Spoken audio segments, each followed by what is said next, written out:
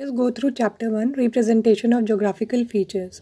Now what are topographical maps? Topographical maps, they are the kind of the map that show the natural and the man-made features with the help of the colors and the conventional symbols. Cartographers, they are the people who actually make this map.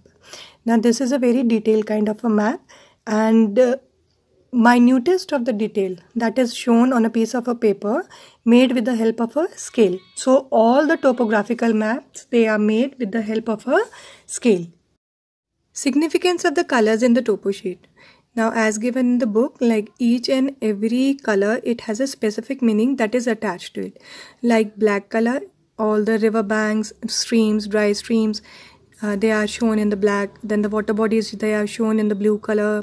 Green color is for the natural vegetation. Yellow color, that is for the cultivable area. White is for the uncultivable land.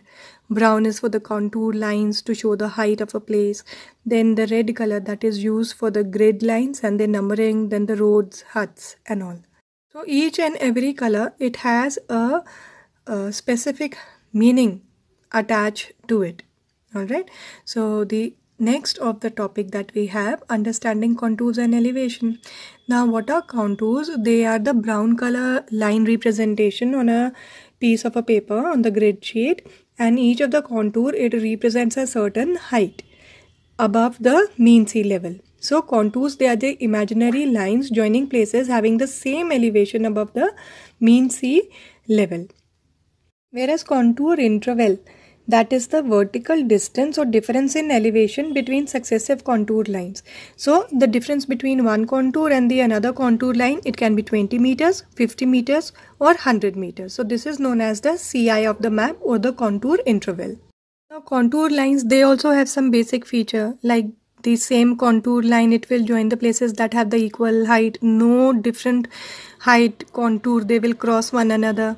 They will represent the features such as the slope, waterfall, hill, plateau.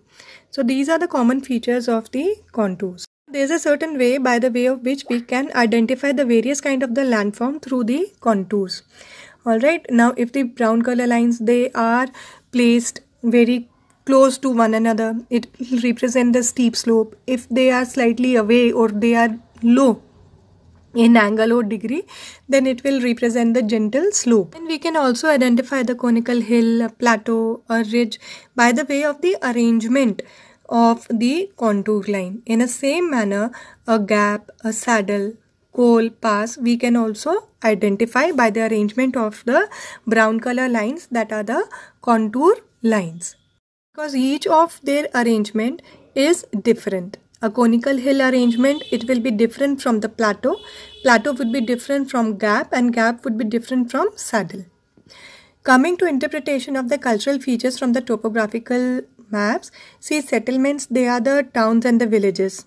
And they, in the grid, it is shown with the help of the red color squares. Now the red color square, it would be more in a place if it is densely populated, like the living condition, it is appropriate. Water is available, electricity is available, transportation network, it is there, police station, it is there, dark bungalow, it is there. Now each of these things that I have just spoken, they have the certain sign and the symbols that are drawn. That is also given in the book. There are certain type of the settlement, like we have the linear settlement, then we have the nucleated settlement, we have the radial and the dispersed settlement. Now in each of these settlement type, the red color arrangement of the square, it is different from the another one. Like the linear settlement, the huts, they are on both the side of maybe a road, maybe a river, maybe the stream. Nucleated settlement, the huts, they are very compactly packed against one another. They would be the cluster of the red color blocks.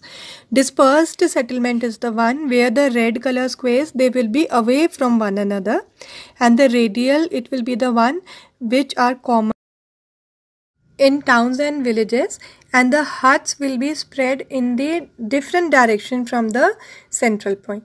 Now children, here we finish up with the chapter. In the book, the sign and the symbol page is given. Please go through it. You have to learn it exactly in the same manner.